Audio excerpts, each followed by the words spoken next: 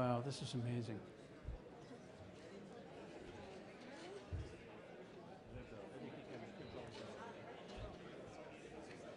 You got everything? Everyone got water?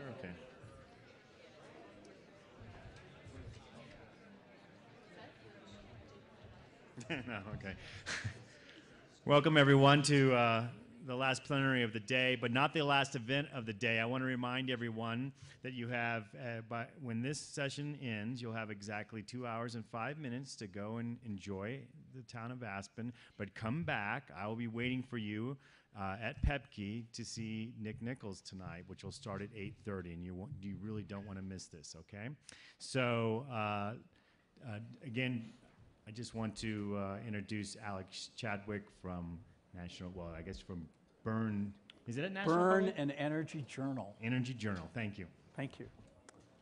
And thank all of you for coming. This session is about energy from the perspective of two people who've written books published within the last 2 or 3 months about it, and two people who have to really make it work in their lives. Sharon Burke, who is Assistant Secretary of Energy, and I'll pronounce it properly in a moment, for operational plans and policy. So yeah, they say the longer the title, the shorter the job, but it's Assistant Secretary of Defense for Operational Energy Plans and Programs. Thank you. And Heather Quigley, who's with Duke Energy. But we're going to begin with David Owen, who's the author of Conundrum. He's a writer at The New Yorker and at Golf Digest, which is a pretty good range. Earlier this week, David played 101 holes of golf in one day. So you can see he knows a lot about energy. His book, Conundrum, is about the conundrum of energy today. It's smart and insightful and entertaining to read because he is a New Yorker writer. It's also very sobering and about a subject that it's sobering because it makes you rethink all the things you've been thinking for the last 5 years about how we're going to solve the energy crisis. David? Great, thank you. All our climate problems are really energy problems, so we'll talk a little bit about that. Most of us don't really have a clear sense of how heavily we depend on energy. And I think one time when I saw it clearly, was during the big oil spill in the Gulf of Mexico a couple of years ago. The flow rate from that busted oil well was about 55,000 barrels a day. We in the United States use that much oil every 4 minutes.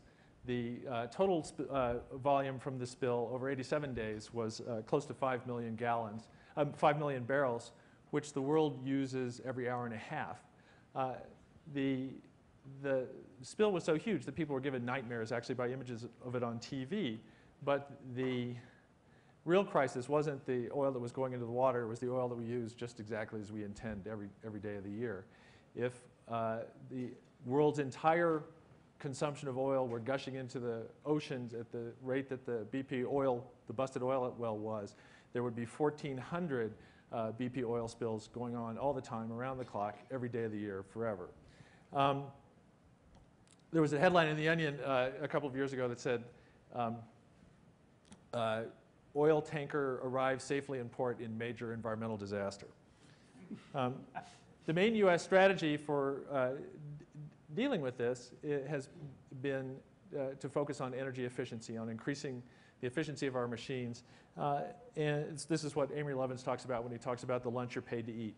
It's a sacrifice that pays dividends because we earn back more than it costs us to make the changes.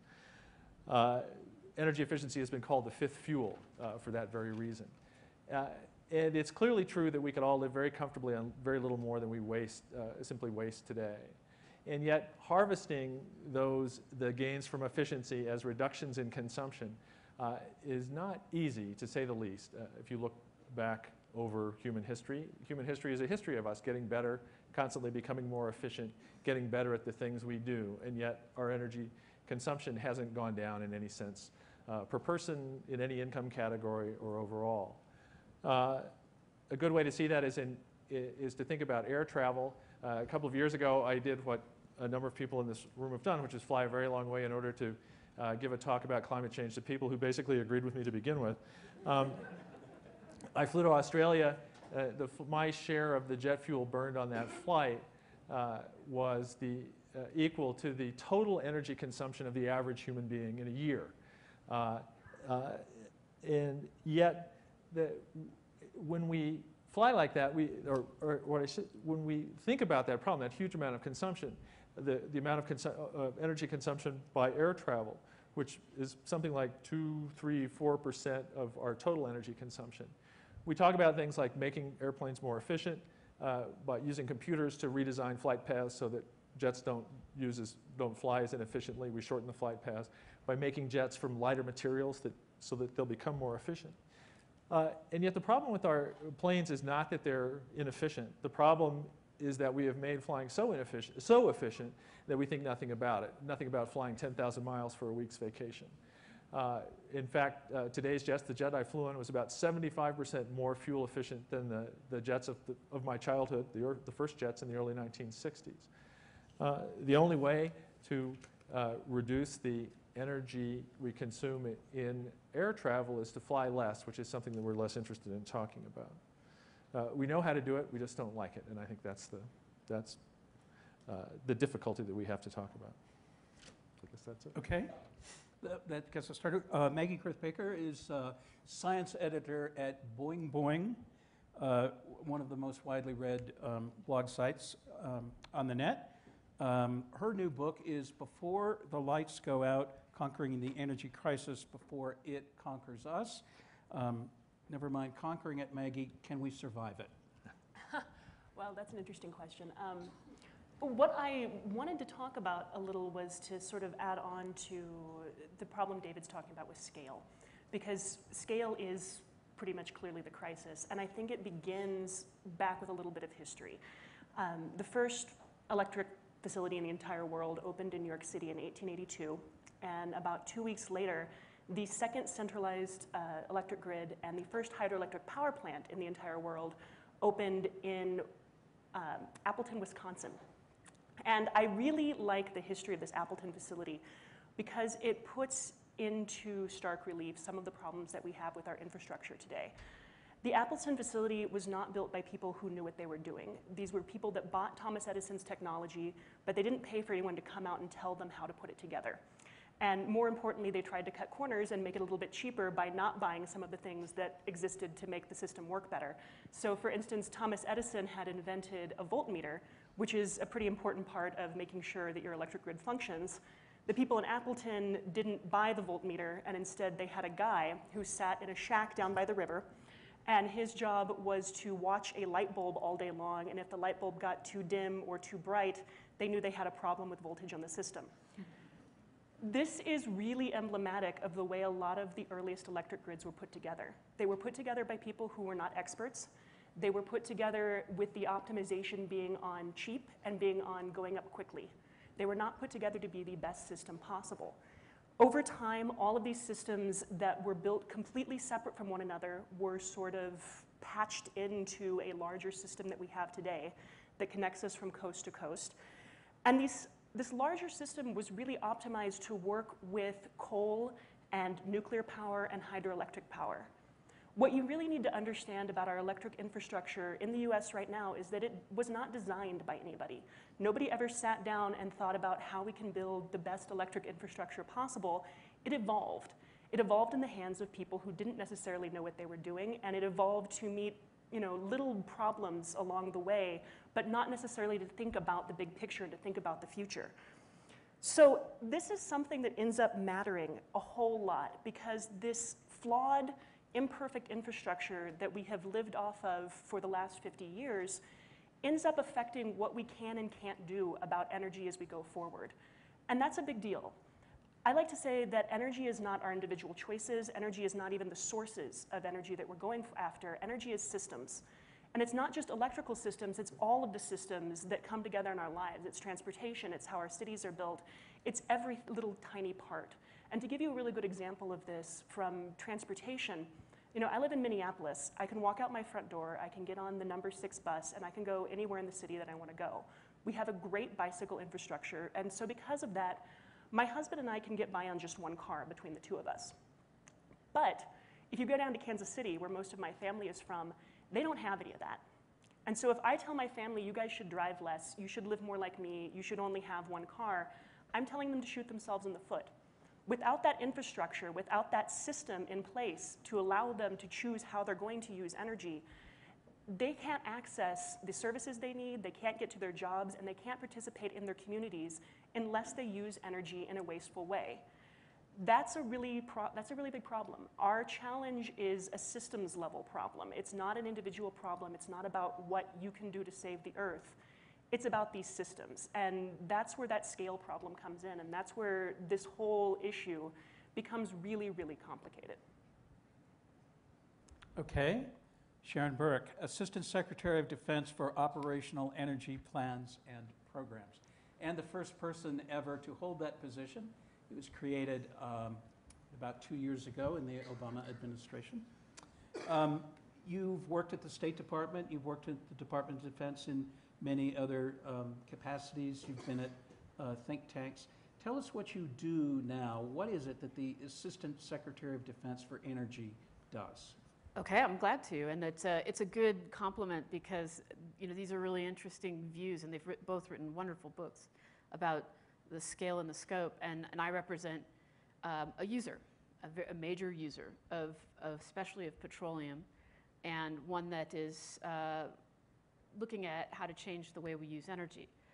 And so let me say just a little bit about why my job was created and what I do, and a little bit more on a very general sense, because we'll have a whole panel tomorrow on specifics about the military. It was actually Congress that created my job. It was the defense authorization in 2009, and I can tell you now that the Department of Defense loves it when Congress creates new offices for them. So I came in with a lot of affection for this new function. But President Obama stood it up for the first time. And the reason is this, is that the department consumes an enormous amount of energy. 75% of it, 25% of it is in buildings, where we're very close to any other commercial customer. It's lights and heat and cooling. We have a lot of buildings. We have 300,000 buildings. Something like, somebody else handles that part of the portfolio, and that's about electricity. We consume about $4 billion worth of electricity a year in those spaces. 75% of our energy consumption is in military operations. So this is mostly petroleum, almost all petroleum. Even if it's electricity, it's petroleum in a generator giving electricity. This is how we conduct our operations, whether it's in Afghanistan or if it's training mission or if it's disaster relief, Fukushima, whatever it is. We use petroleum to support those missions, and that was about 5 billion gallons of petroleum last year.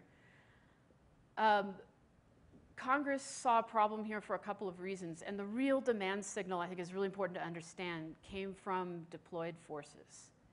The current commander of Central Command, General Jim Mattis, who has a way with words himself. We can trade Mattis quotes later if you really want to hear something good. He's a Marine. It comes with the territory. He said after his very initial deployments into Afghanistan in 2001 and then in Iraq in 2003, he came back and he directed the Marine Corps to do a study to look at how to unleash us from the tether of fuel. And the reason he said that, and we were getting consistent feedback from deployed forces, is fuel was becoming what they would call a culminating point or a limiting factor, in that we are using so much fuel as a force. We've become an amazingly capable military force, but also one that takes a lot of fuel to run. You know where we are, because you have to move a lot of supplies to our positions, lights up your positions. But also when you're talking about a wartime situation, those are contested supply lines.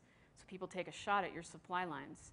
And if your forces don't get what they need, they can't operate. But also now you have to protect those lines. You have to put your forces on those lines to protect them. So all of these things, also even in Iraq in the initial invasion during the Bush administration, the forces outstripped their suppliers.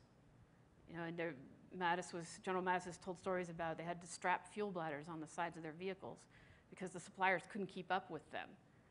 We consume an immense amount of fuel to run a military operation. That's just what it takes. And then, of course, in 2008, when the prices shot up, our fuel bill shot up too, and our total fuel bill, our total energy bill was $20 billion, which is, by the way, what it was last year, $20 billion.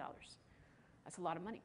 So Congress said, all right, we're not going to give you regulations, we're not going to give you mandates, because you are talking about a military operation and we never know what we're going to have to do.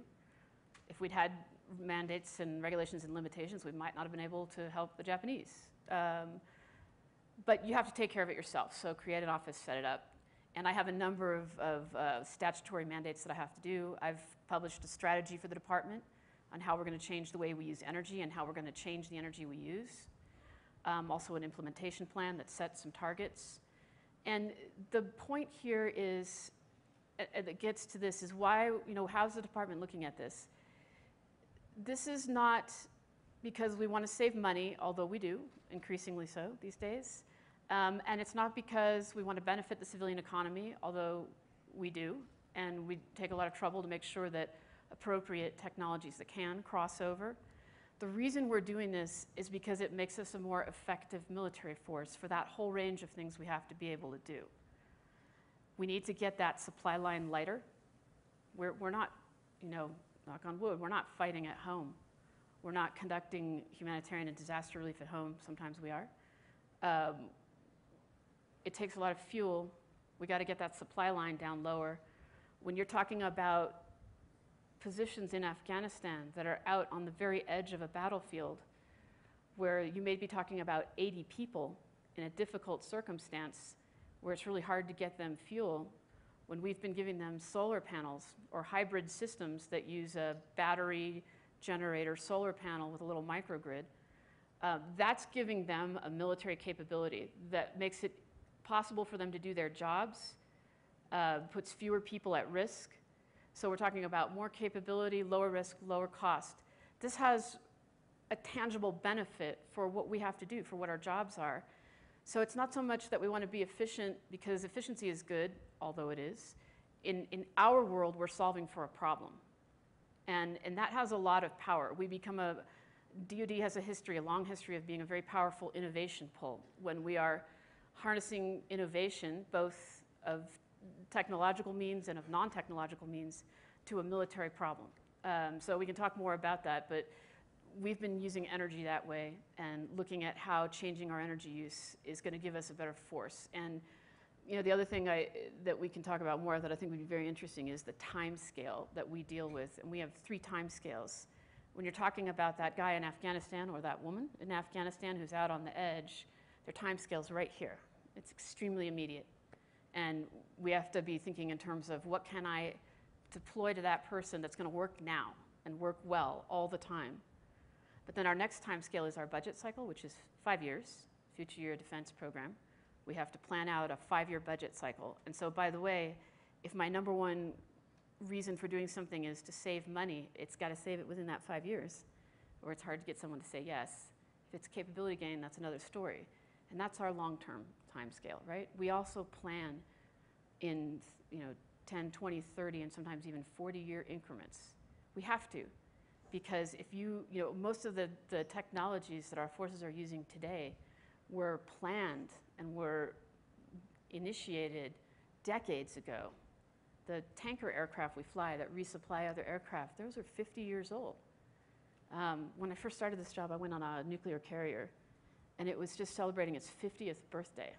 So you got to think about that, that someone thought of it and built it 60 or 70 years ago. We have very long time horizons, so we also have to think about what kind of a future we're going to see, what kinds of threats, what kinds of challenges, and what kind of military we need. So we factor all of that in, and that's all part of the way we do business when it comes to energy. So there's a view from one major consumer about how we're looking at this. By some measures, I think the largest single consumer in the U.S. of energy. As a single institution, yes. We account for 1% of U.S. energy use, 2% if you're just talking about liquid fuels. Heather Quigley is Energy and Environmental Policy Director at Duke Energy, based in Charlotte, North Carolina. Duke is a large energy company. currently with a generation capacity of more than 35,000 megawatts. Yes, which is coal, gas, and nuclear based. Duke is also a sponsor here of the Aspen Environmental Forum, and thank you for that. Duke, interestingly, Duke and its predecessor company has been in the energy business since 1900, so fairly shortly after the first development of that Maggie was talking about earlier of the first systems. That was hydroelectric in 1900, a little river down there. Now they're a very big company. You've done a lot in the energy industry yourself. Maybe you could just tell us a little bit about your background, the different kinds of things you've done in energy, and just talk about these questions that have come up here so far. Great. This is a very rich panel, so thank you for including me. I'm Heather Quinley. I work with Duke Energy and have for the past 12 years, and including in its predecessor companies. And I have to say, I was thrilled to be as part of this panel because I will refer you back to the program. Talk about a hook to get us all here. The plenary for the book on energy really sets the stage. I was here at the AEF last year. Who else was here last year? Okay, great. So you'll love this too. It seems that since the last Aspen Environment Forum, I love this, David. It seems since the last Aspen Environment Forum, no one has solved the problem of how to provide carbon-free energy to 9 billion people by mid-century. Darn. And I take that as a personal challenge.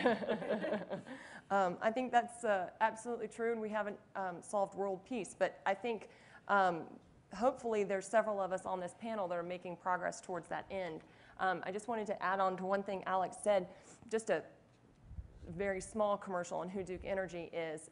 We are currently completing a merger next month with Progress Energy, which will make us, on certain metrics, the #1 utility in the U.S. in terms of size on various metrics. And he mentioned some of the fuels that we work in, certainly coal, gas, nuclear, energy efficiency, and renewables. But we don't certainly think, and hydro being one of those, we certainly don't think of, as David was saying, energy efficiency as the 5th fuel. We try to think of it as the first fuel because that's where we think we can make some progress on some of the choices that Maggie was talking about. So see, I'm trying to weave in everybody's talks because it's such a rich conversation. I'm really charged, Alex, you asked about what I'm charged with. I'll be talking about adaptation tomorrow, but I'm so excited about this forum because I think often adaptation and business adaptation is often the kind of ugly redheaded stepsister to mitigation, which is what utilities have been talking about for a while. I know that's not the charge of this panel, but it is something that very much excites me. And I think it's incumbent upon us as a utility to think about the timescale issue that Sharon was talking about in a way that some of our consumers don't have to think about. We are charged with an asset base that in some cases is multi-decade. Some of our plants tend to be 40 and 50 and 60 years old. We also have to think about both retirements, and we have to think about pollution controls and all those manner of things. The challenge as I see it for customers is energy, or at least the customers in my neighborhood when I have a backyard conversation with them, energy is not often top of mind. And so we have to ask ourselves, should it be? It is a back-of-mind decision for some people. They want reliability. They want an affordable price. We agree with them. We want to be affordable, reliable, and clean, certainly. But how can we help educate the consumer on what their choices are and how they can empower themselves to make the best choices for their power generation, transmission, distribution needs? And I can talk about some of the energy efficiency programs and some of the ways that we're kind of driving customer innovation and education. But I think I just wanted to briefly mention that this morning's panel really struck me because I'm not sure if I understand the definitions of hope and optimism yet. But I think as far as an industry, there is a great deal of hope, at least if you will grant me not to be too Pollyannish, about what we can change about this industry. I love working at the intersection of energy and environmental issues. It's why I'm where I am. It's what I'm passionate about, not only stewardship and stakeholder engagement, and I'm thrilled that some of the NGOs and academics and stakeholders that we work with are actually in this room engaged on this topic. But I think there's actually a great deal of cause for either optimism or hope, I got lost in the definitions, for what we can do to solve this issue of climate.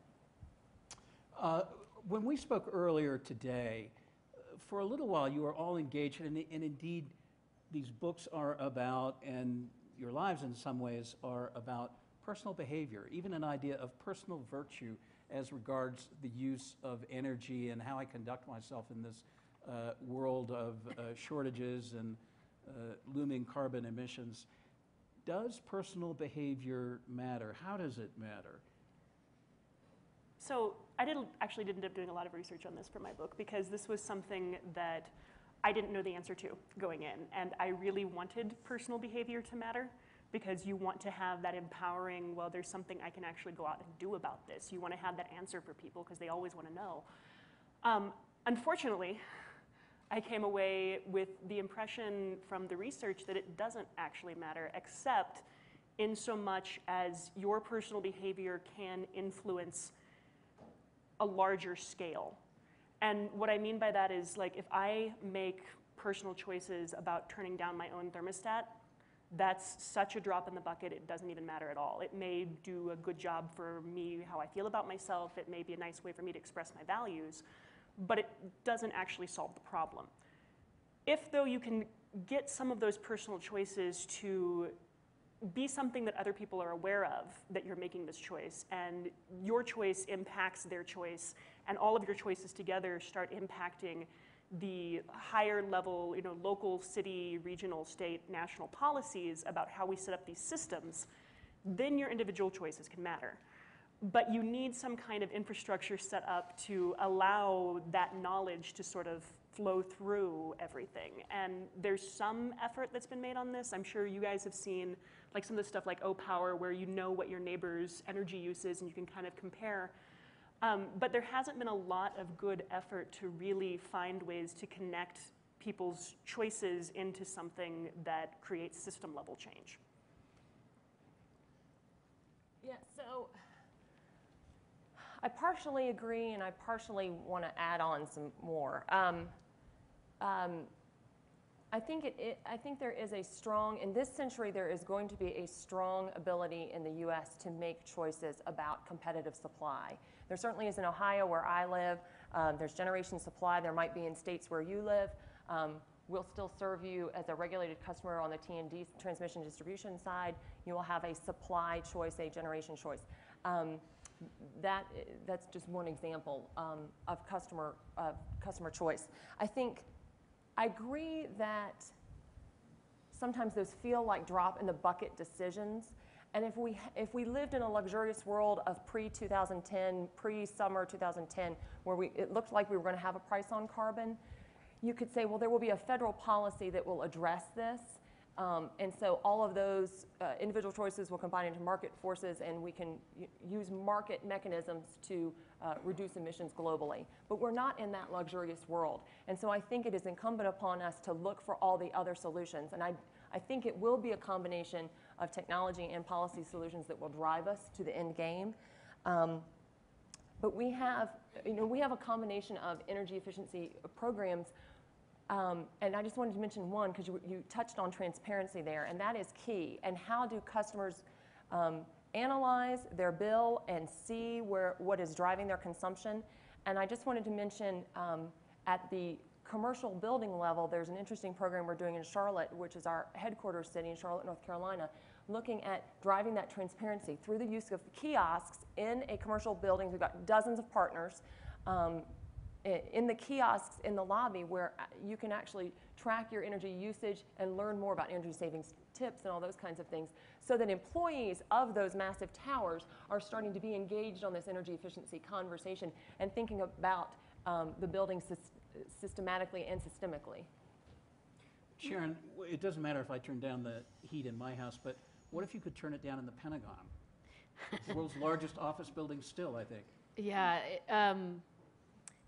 Yeah, and I think the challenge there too is, of course, it's an old building, but it's been rehabbed, and most of the building is putting a lot of control in the system, and so, and I'm hesitating too, because I heavens to Bessie, I'm not in charge of how the Pentagon actually, the building runs. It's enormous. I mean, it's 25,000 people or more work in the building itself, so. That is in itself a small city, and it does have a guy that's basically the mayor of it. But that's true of most military bases. But the question of personal behavior, and we were talking about that a lot this morning, in a military context, think of it this way. When this country sends men and women in uniform out to fight, you are talking about people whose personal behavior is decisive, particularly in the kinds of conflicts we've been in. So you're talking about an 18-year-old who has a lot of power, and his personal decisions can have strategic consequences for our country. So think about that. You don't get to that point without a huge amount of training and equipping and education and work. And so when it comes to energy, in our context, the personal behavior of men and women in uniform does matter a great deal, but they're only going to do what we need them to do that's going to have an effect that we need to have if we give them the tools and the training and the education, the equipment, the experience, all those things that it takes for them to be able to make the right kinds of choices in their jobs. So it's both. Yeah, personal behavior matters, but it only matters in context if you give people the right tools. Right. I also think the Department of Defense is a good microcosm if you think of it as the whole world. You can turn down the heat in the Pentagon and maybe save billions of dollars, but by saving those billions of dollars, if those billions get spent on jet fuel, the main energy expenditure of the Department of Defense, you have made people who work in the Pentagon feel very good about their heating, but you haven't done anything you may have changed the fuel mix, but you haven't done anything to alter the big picture as far as climate is concerned. And the problem gets bigger the larger you make your microcosm until you get it up to the size of the whole world. If energy that I don't use in one application simply gets used by me in another, or if it pulls down by that amount the cost of energy to someone else, we haven't really solved anything. The example that was given, that Harry Saunders gave to me, he talked about a water balloon, that many of the things that we do with energy efficiency and with other of our favorite remedies to these difficulties is like squeezing a water balloon. You feel you've made it smaller, but then you look and you see that that another part of it has gotten bigger. And it's even worse than that because the water balloon's getting bigger all the time. Yeah, but you know, Maggie was pointing out that she did some interviews with Navy and with Marines, and here's another way of looking at it. That's true. I mean, it's a fair point, but the flip side of that is if you teach people when they're home in their more comfortable environment to think about it and to use energy better, differently, if they then carry that forward into a tactical environment, that has an actual military benefit for us. So if we had to think about the difference between military benefits, personal benefits, corporate benefits, and the and climate problem. this is actually something I've been wondering about. So you can get more people on board with how we think about energy if you are addressing, why they care about energy. I ended up doing some interviews with some people from the Climate Energy Project in Kansas that had done these roundtables with average people from Wichita and Kansas City, and they kept seeing over and over these guys who thought climate change was a socialist plot, but had bought a Prius and changed all their light bulbs to CFLs and were really excited about wind power because they cared about energy for different reasons. But can you actually focus on those different reasons and still solve the climate issue, I think is an open question, and I don't know if I have a really good answer for that. I think you can make some progress on it, but if what somebody is really interested in is saving money, I can save them money, but what are they going to do with that money? Are they going to fly to Florida? Right. We know how to drive down energy consumption. We make energy more expensive. Most of our favorite solutions to energy difficulties actually make it less expensive. When you increase the efficiency of machines, what you do is drive down the energy cost of that machine. It's the opposite of doing the thing that we know actually works. making energy more expensive doesn't necessarily make us use less. Not to the Pentagon, it doesn't. Yeah, I know, but that's what I mean. You kind of have to break it down. What problem are you solving for? And Right. Yeah. Right. So if we can't do better by being better, are there market solutions that someone like Duke Energy can use that will really induce its customers to be more efficient or be better or make their houses better because a lot of energy? Yeah, so we have a few energy efficiency approaches divided by segment for residential customers, commercial and industrial customers. So everything is kind of just one step, as distributing 20 million CFL light bulbs at free or discounted costs to customers. And those use, as you know, 75% less electricity. That's one, you may think it's simple, somebody else may not think it's so simple, step towards increasing energy efficiency at the residential level. Another thing that we're doing is, again, this idea of consumer education is using two of our websites to really drive consumers. One is called Utility. You can Google that. And one is Shedding a Light, and really driving consumers to understand and kind of raise the IQ on energy efficiency tips and cost savings. Because again, it depends on the customer. What are they driven by? Are they driven by reliability? Are they driven by a clean product? Are they driven by affordability and a low-cost environment? For C&I customers, commercial and industrial customers, we've got the Smart Saver program, the Power Share program, and the Smart Buildings Advantage. And these are incentive programs. One is a peak shaving program for demand response during peak times in the summer. Smart Building Advantage is a whole energy assessment, including financial incentives for driving energy efficiency. So these are just a few of the programs. Why would it be in Duke Energy's interest to ask its customers to be more efficient rather than less efficient? Yeah, so probably the answer, it may seem counterintuitive, but there's a whole complexity around building an asset that you need to think about of a life for 30 to 60 years. Everything from the operations and the steel in the ground to the financing of it. So in some ways we like to think about energy efficiency as a choice in which you don't have to put steel in the ground. It's the power plant that you don't have to build. If you can offset, if you can find that energy in a more efficient way elsewhere, either from your customers or from the grid. I think also some of the stuff, and correct me if I'm wrong here, but some of the stuff that some of my research was that different types of energy efficiency programs through the utilities can also then make it easier to incorporate things like wind and solar into the grid, which is something where your efficiency does actually start to have some benefits, even if it doesn't necessarily give you all of the energy savings you thought it did. It helps you add some of this less fossil fuel intensive energy in. And this is a challenge to the diversity mix of the fuel portfolio, because for our energy efficiency programs and for the 1,800 megawatts of commercial solar and wind that we have by the end of this year, the vast majority of our portfolio is still more of the traditional fuels, nuclear, hydro, coal, gas. So I don't want to try to misrepresent kind of the proportions that we're talking about. We're trying to get to the new norm, but it still needs to be set in perspective. David, you've already lost this argument on energy efficiency here. It's not the only kind of interesting observation in your book, though. You also say New York City is the greenest city in the United States of America, and that oil is worse than coal in terms of emissions. That's contrary to everything but you actually reasoned this out. Well, the oil is worse than coal argument is simply that oil is a transportation fuel. Transportation is the driver of almost all of our energy consumption, of all our worst energy consumption. The oversized houses that we live in too far away from where we work are made possible because we can commute easily by car. If we couldn't do that, we wouldn't live so far away. We wouldn't consume everything in the way that we do.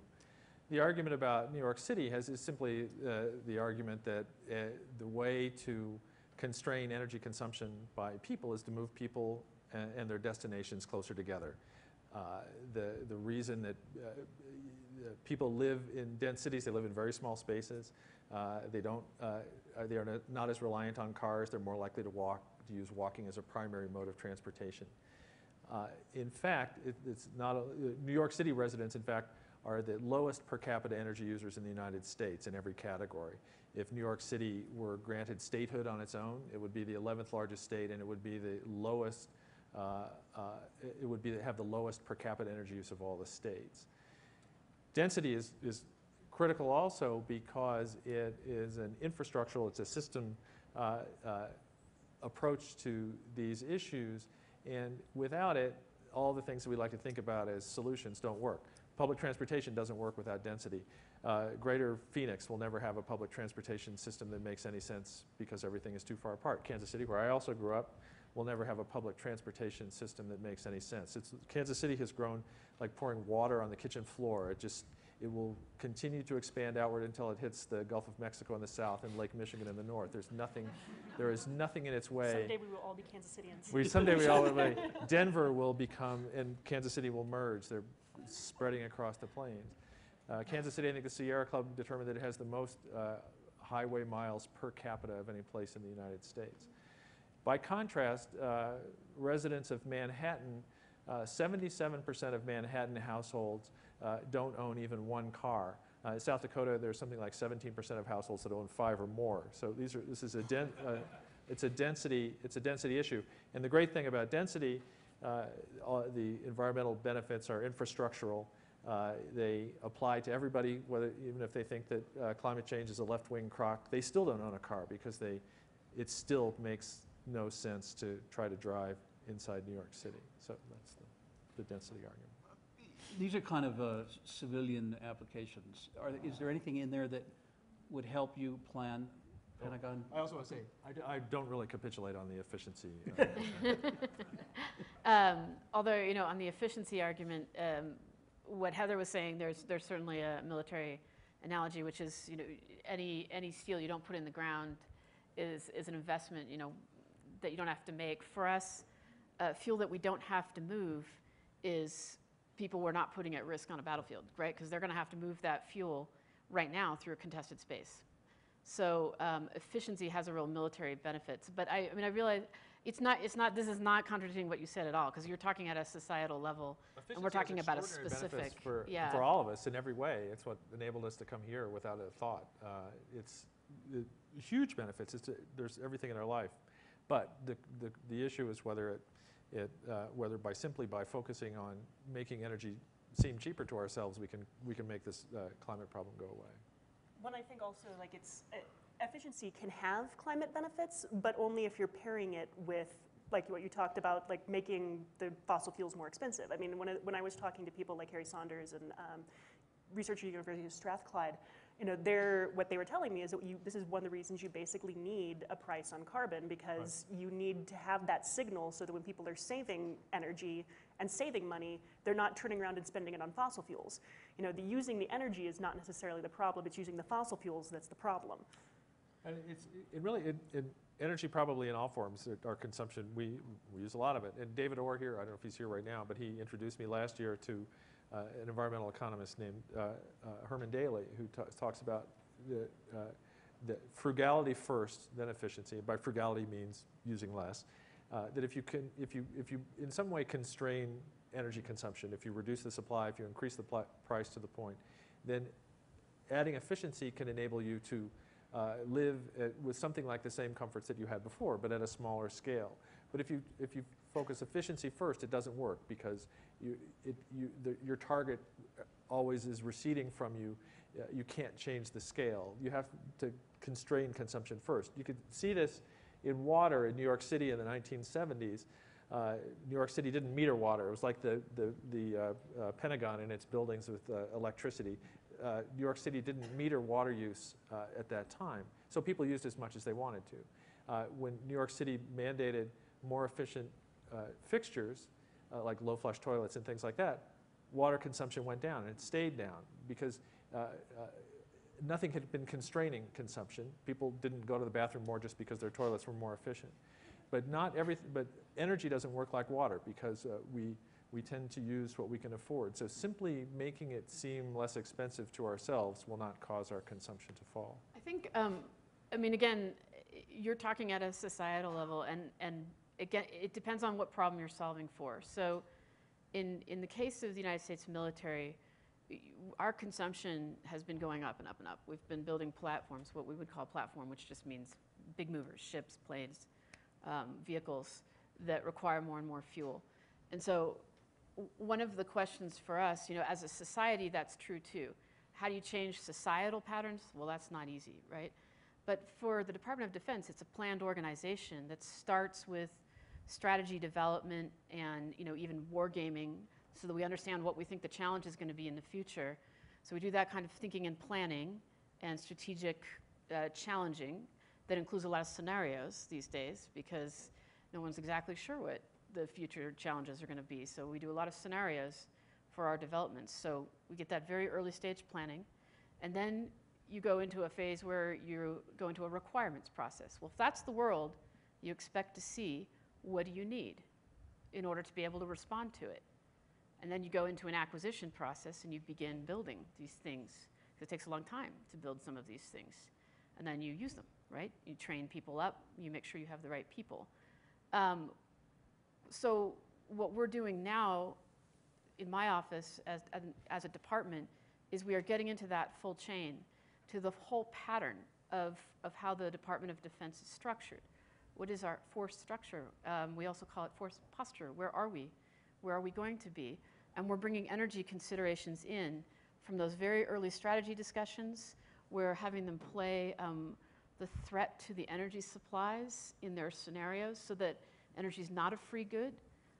In the requirements process, and in the acquisition process, we're requiring now that you start thinking about not just the commodity cost over the time of this solution you say you need, but also the cost of the infrastructure to move it and to protect those movements so that you get a sense of the actual cost to you. And again, not so much so that then they're going to say, well, we're not going to buy any more planes because it just costs too much. But more to say, okay, now you need to drive innovation back into your system because when you know the full costs to what you have to be able to do, it's too much. So is there a better engine? Is there a better body shape for that plane? Is there a better way to use it? Is there an unmanned system that uses 1/10 of the energy and can use solar panels and hydrogen? Is there a place where you can put your capabilities that radically changes the way you're using energy? So we're driving those considerations into the process now by bringing in a better sense of what energy actually means in military terms. What are the costs and the opportunities of the way we're using energy? So we've been driving that into the system all throughout. So we have the ability to get at the patterns of how we're set up and begin changing them. You're talking about kind of big systems usage of energy. I was really struck by something you mentioned earlier today, that on the level of a personal soldier, every soldier, if you're going out on a 3-day foot patrol now in Afghanistan, you carry 15 pounds of batteries to run all the electronics that are part of a soldier's life now. I mean, that's just... I mean, it's amazing what an individual can do now for all the capability this person has. But it comes at a cost too, and it's a lot of weight to put on the back of a young person. And we can do better, but we don't do better unless we put it in our system, unless we ask, unless we require. And this is true. I would say we use energy at an individual level, so warrior power, we might say, a base level. So when you're forward, that little base there, the tent, the latrines, the kitchens, and then the big movers, the ships and the planes and the ground vehicles, unmanned systems, and then in our buildings, in our commercial buildings. And yeah, at the individual level, what we've seen is, again, we can do better than that. But there's a question, I think you were both talking about it, do you know you need to do better than that? And that's where my office's role comes in, is that we can look at that problem and say we can do better than that. And now we're actually field testing conformal batteries that minimize the number you need and that improve the efficiency and lighten the weight of that. So it'll be interesting to see if now that the Department of Defense knows that a soldier can carry 100 pounds, to see if that goes down, or if that... You could read a SLA Marshall, writing 50 years ago, complaining about the weight that soldier packs were getting up towards 100 pounds, and that in the Civil War they were complaining about the same thing. So it's a perennial problem. It's not true on every mission. You may talk to a person working at Bagram Airfield in Afghanistan who says, well, if I ever go outside the fence line, I'm carrying 30 pounds. But for someone who's walking a foot patrol, yeah, they're going to be carrying a lot of weight. But keep in mind, it's a lot of other things too, right? We're going to open things up to all you all for questions. So if you have them, raise your hands. I'll ask just one more question. David, you in the concluding paragraph of, or the concluding chapter rather, of Conundrum, you do say, well, okay, there are some things that we could do. One of them, tax policy. You talk about how if you essentially can manipulate tax policy to make all of our energy sources more expensive, that will induce a greater kind of sense of conservation and will reflect the real cost of these energy sources, which are undervalued now. But then the conclusion of that paragraph is actually getting this through the political process would be insanity-inducing nightmares. Well, we don't see anybody running for president on a platform that our energy should be more expensive. So we don't have any contradictory evidence yet. Yeah. Yeah. All right, let's see out here. Is that Rob? Yeah, go ahead. And please say who you are and wait for the microphone. Hi, I'm Rob Kunzig, National Geographic. I'd like to ask a quick two-part question. The first part is to Heather. If you could tell us whether since you've instituted all these energy efficiency programs, has your megawattage gone down? That would seem to respond to David's argument. Is your having to produce less power or not? Some of the programs that I mentioned were like peak shaving programs. So absolutely, you can ask customers to turn down their usage in the summer, so air conditioning units or whatever commercial and industrial processes they have, so that then that supply goes elsewhere. So yeah, you actually are shaving off the peak. But again, I just wanted to put it in kind of perspective because energy efficiency is one of those tools in the toolkit that we were talking about, but we're still spending on on massive orders of advancing cleaner technologies for our other fuels as well. I mean, we're spending $7 billion on clean technology for plants that some of you all will know from the Midwest and Southeast. The upgrades to Cliffsides Unit 5 and 6, the IGCC project with Edwardsport in Indiana. Dan and Buck were converting from coal to gas. And spending $2.5 billion on renewables investment on the commercial side. So I just want to put this all in perspective. That's one tool in the toolkit. Does that refute what David's argument, and does David see it that way? In other words, has your energy efficiency reduced power consumption and thus CO2 to the atmosphere or not? Yeah, I was talking about peak shaving. I think you're talking about trying to, well, you should talk about what you're trying to talk about, but I think what you're trying to talk is, so you've made it more efficient. Now where you're going to use that money and that energy elsewhere, right? But Rob was asking but that's not a utility. Duke Energy That's is what I was not trying to separate generating out. less. That's not a utility question necessarily for David, because you're saying that the consumer will go elsewhere and use energy, right? I think the power meter to look at is the world's power meter and see what we do. When I replace the light bulb in the lamp on my desk, I take the incandescent out and put a compact fluorescent in, and I expect the energy consumed by my desk lamp to go down, and it does, and it always will because it's using less. The flaw is to extrapolate from that to global energy consumption and think that I've reduced global energy consumption by that amount, because we have a huge bank of data that we can back test this against. We have the whole history of the human race. Every device that I own today is more efficient, vastly so, than whatever its equivalent was when I was a kid, if there was an equivalent. And yet all these, it hasn't made us use less. Every device that a soldier carries in that 100 pounds is more energy efficient than whatever its equivalent was, and yet is that maybe in the military, maybe has, because the military is immune to the laws of economics, but maybe not. But certainly, we tend to reinvest our savings in additional consumption. My car, in every sense, driving today is more efficient than it was when I was a kid. But we haven't put invested those efficiency gains in driving into lower fuel consumption by cars. We've invested them in things like air conditioners in everybody's cars, windows that go up and down, cars that don't need to be maintained anywhere near as frequently as they do. We've made driving extraordinarily comfortable for ourselves, and we do much more of it. People actually often look forward to their commutes because it's so, our cars are nicer than our houses. They're more, the furniture's better, the sound system is better. Those are all efficient gains in the productivity of driving. They're efficiency gains, but they manifest themselves as increases in our consumption, not as decreases in it. Question over here. Kevin Trenbeth, NCAR. Emissions per capita in Europe are about 2.5 times less than they are in the US.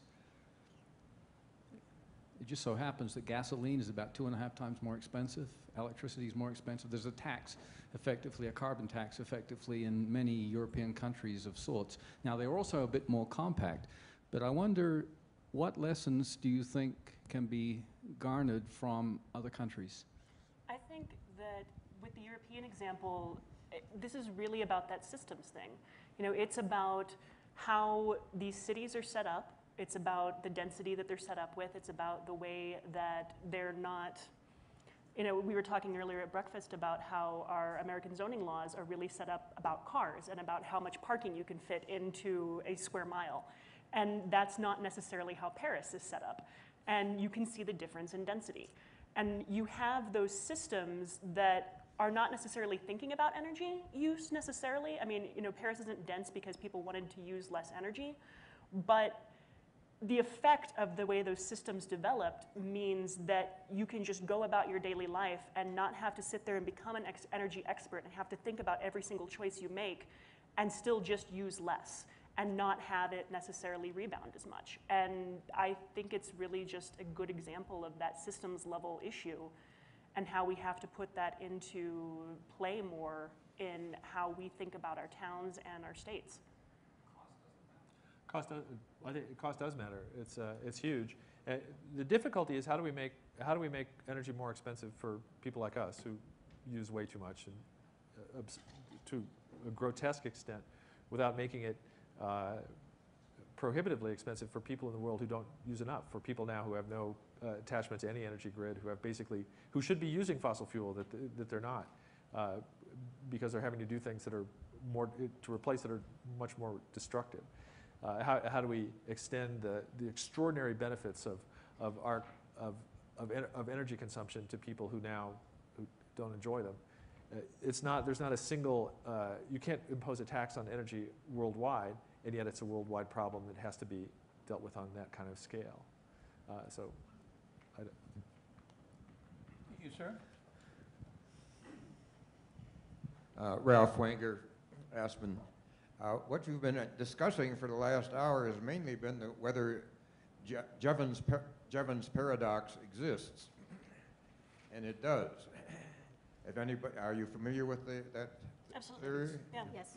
It's a central chapter in your book. Yes. That's good, because it was written in 1866. Yeah, what Jevons argued was that he was talking about coal, and that simply being more what he called economical in the use of coal, by which he meant more efficient, would not cause coal consumption to go down. In fact, it would have the opposite effect. And it's viewed as whether you think that's a paradox or not depends on how you look at your how you think of your own activities. But generally, the better we get at doing things, the more things we do, which is the short way of saying what Jevons said. I would just say it's certainly true in the military too. You know, the Air Force has done amazing work for many decades at improving the efficiency of propulsion of engines and the planes they put more on them, right? So Jevons paradox certainly holds. However, there's a difference here, which is, I mean, this is, yeah, you should never believe people who make gross generalizations. But there's a difference here in that we're talking about a battlefield scenario where the volume, because the volume, the weight of fuel becomes a tactical liability. So that getting more efficient because we want to get that supply line down is a little different. And so even though Jevons paradox holds for a lot of military uses too, this is different. That if we can't actually get the volume that we require down, then we're going to continue to have a tactical liability on the battlefield. So it depends, right? And in that circumstance, we have a different kind of interest in efficiency. It's also interesting that we've only really been studying Jevons paradox empirically for maybe 15 or 20 years, and there's a lot of things that we don't really understand about it yet. And from what is coming in from the research in the real world, it seems that it affects different sectors differently. So some of the research that I've seen from the University of Strathclyde is that you can get these huge, full-on Jevons paradoxes happening in the commercial, manufacturing sector where, you save a little bit of energy, but then you end up using way more energy because you've saved that money. But that does not necessarily apply to how people use energy at home. That at home, you don't necessarily lose all of the benefit of the energy efficiency that you gained, because that's just not, you don't think about your energy use and your money use the same way at a residential scale that you do at a manufacturing scale. Nevertheless, those end-use single gains in efficiency that cause we see. The thing that Amory Levin says, the fact that we don't heat our houses to sauna temperature. There's only so far you can go. But all those efficiency gains leak out into other appliances, into other parts of the world. We push access to energy-using devices farther down the global economic ladder. Air conditioning, which basically didn't exist when I was a kid in the early 1950s, a very small percentage of houses in the United States had any air conditioners at all. Nowadays, the percentage has flipped in this country, and it's spread. It now is at all income strata in the United States and around the world. One of the biggest consumers among the biggest consumers of new consumers of air conditioning in the world are India and China, and that's, as the world gets warmer, that's not going to go down. These are uses that are made possible in many ways, by increases in efficiency. We've gotten better at making these machines that were too expensive to use when I was a kid. My dad, we bought a house with central air conditioning. My dad wouldn't turn it on because it was too expensive. Then we replaced it, and gradually it was on all the time. And once you live in air conditioning at home, you can't stand to work without air conditioning. And if you live with air conditioning both places, you don't drive back and forth between them in a hot car. Somebody in Las Vegas described cars to me as devices for transporting air conditioning between buildings, which is kind of funny. Yes, ma'am. Sherilyn Waddell. I'm doing a ESTCP project for the Department of Defense, comparing rehabilitation with new construction. I personally observed that DoD is certainly doing much more than lowering the heat in the Pentagon to do energy savings. And the Undersecretary for Installations Environment, Robine, has committed to a higher percentage of energy savings than any other federal agency. And it appears that you are leading other federal agencies to energy efficiencies, especially at installations in non-combat areas. Can you talk about that, Assistant Secretary Burke? I actually don't do buildings policy, so it's not my area of expertise, but in general terms, I can certainly talk about it.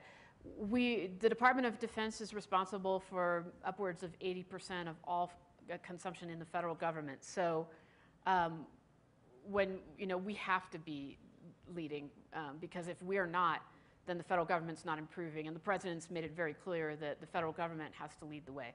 So Dr. Robine, my colleague who does focus on installations and facilities, has been very innovative and forward-leaning and has set some ambitious targets. And we're able to do that, but the work you're doing is really important, because we also have a lot of bases in this country that are old and that have old capital stock, and it's very difficult to improve the energy efficiency of buildings that are Civil War era. That's what you said you were looking at, and World War II era.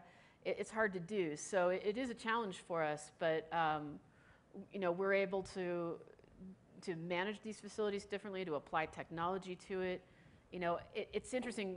We've been able to count up what we anticipate our total budgetary savings are, our budget commitment to energy initiatives that'll improve our energy efficiency or improve our supply lines, our diversity of supply.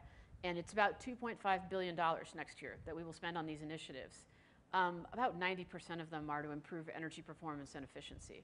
So that's true for buildings in the facility space and also in the operations space. So we are doing quite a bit in a variety of ways. And these are also managed in a fairly decentralized way, these bases are. So base commanders are doing things of their own initiative to improve the functioning of their bases. And I would encourage people to come tomorrow to hear from Major General Joe Anderson, who manages a base down in Colorado Springs, and hear what he's doing to manage the energy consumption of his base. Because he's, kind of like the mayor of his town, and he gets to decide how those broad directions get interpreted at the local level. And then, we have responsibilities at a headquarters level to make sure, again, that they have the means to execute this, the resources to execute it. And so it's a comprehensive effort. This gentleman in back, and this will have to be our last question, I think.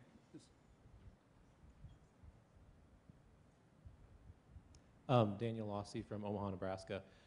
You've talked a lot about energy use per capita and the global energy use increasing, but New York City has the lowest per capita use. You haven't talked at all about that capita piece, that we can become more efficient, but as long as the consumers who are using the energy become more plentiful, we can get a lower per capita use and still have energy use and emissions increase worldwide. Can you talk a little bit about the population piece and the user piece of how even, it is good if people use less energy because we're, I guess, making room for more people to use less energy, and going back to Jevon's paradox, but how does that long term play out? The population thing is interesting because on the one hand, yeah, it is a problem. On the other hand, it's also something that in the long-term scale we've already kind of solved. The average number of children born per woman has been going down since the 1970s. And basically, we've kind of already figured out that when you educate women, you end up with lower numbers of children being born. The problem is that in these areas, at the same time that you're having people's family size go down, their consumption levels are going up because they all want to live like us. I think that population is an issue because, like you say, there's the potential of, if energy is too cheap, well, then we can just have everybody have huge families. But there's all these other factors that go into why you have huge families. And most of the time people have huge families because they are subsistence farmers and they need that kind of work. But if you don't have to be a subsistence farmer, you don't necessarily still want 10 children. So there's other things going into it besides energy. And I think that the biggest problem that we have is not so much the population issue, it's, as David was saying, how we enable those people to have better lives while we use less and not screw everything up. I think it's more of a consumption problem than it is a population problem at this point. Can I just add one thing, though? It is rare, I won't say never, but it is rare that I hear from customers or consumers that they think our energy is too cheap, or they want it to be more expensive. If anything, as we address, and fuel prices have fluctuated, certainly gas is at a new low, and coal mines, just yesterday were 3 more mines were announced being shut because gas is so cheap. But fuel prices and over the long term pollution control equipment and this retrofitting and these retirements, you don't hear a lot of consumers saying that they think their energy is too low. I wouldn't think you'd hear anybody No, I wouldn't say expect that. No, Yeah. nobody's going to say that. But Yeah, but- that doesn't mean it's not. Well, I mean, that's what I'm saying though when we're trying to balance between the reliability, the clean, and the affordable. Oh, That's everybody- really the conundrum, because we're sitting on 90 million tons, up to 100 million tons pre-recession of CO2 emissions. And what to do about that and how to advance that given the asset base that is multi-decadal. And so I think just looking at the energy efficiency perspective is just one perspective of many. But This is kind of an oblique answer because our population in the Department of Defense is actually declining, so our energy use is going to come down. But one of the things that attracted me back into government and that was the way that then candidate Obama, now President Obama, of course, was talking about energy policy. And it's turned in now to this all of the above strategy. But for the Department of Defense, what that means is that we're going to continue relying on a lot of petroleum right now because this is the force structure we have, and these are the missions that we have, and we can't do it without petroleum. You know, we were talking, one of the things that no one likes to talk about a lot is it's good fuel. You get a lot of energy density. So we can't just throw that away. We have to keep it robust while we need it. But we can't pretend that that's not going to change. In our world, where we're building things that we might be using 50 years from now, we have to take into account the availability, the cost, all of that is going to change. And we have to make sure that while we keep this near term robust so we can operate, so we can exist, so we can be prosperous, we must be making the right investments in the future at the same time. And as a country, we don't have a good history of sustaining those decisions, sustaining those investments. It's a little different at a Department of Defense level because we have to, right? But still, it's the same kind of, all of the above question that if we don't, we have to sustain the availability of this legacy economy if we're going to be able to exist and operate. We also have to be making the investment in that horizon line on the future, or we won't be able to operate in the future. So I realize that's a roundabout answer to your question, but the people are here. And even if we're producing fewer children, some people aren't, and there are going to be more people. We have to keep the legacy economy robust now. We have to. People are coming out of poverty on it. But we can't pretend that that's endless, and you have to be making the investments in the future. So, I mean, that's certainly how I see what I see the public policy challenge as, and the challenge for the department. So, well, part of the problem there is that a lot of times when you have those short-term, immediate, and long-term goals, they can often conflict. And then what do you do? Well, I mean, in my world? Well, I mean, just in general, like in the general policy sense, I think that's one of the biggest problems we run into with energy is that what's good for us in the short term is not necessarily what's good for us 100 years from now, and we have to deal with both of those things at the same time, and that's not something we're very good at. But we have to, right? I mean, for us as a department, it's not a choice. So even if what we're building today, or what we're maintaining today doesn't, well, why would you want to maintain that ground combat vehicle when that's not what you're going to need in 50 years? We have to do both. Mm-hmm. We have to do both. Sharon, Heather, Maggie, and David, thank you. Thank you all for coming. And 2 hours from now, Nick Nichols, down at the Prefect building. Pepkeep building. It's a really good show. It's a really good show. And a book signing in the hallway out here. Yes. All right. Thank you all. Thanks.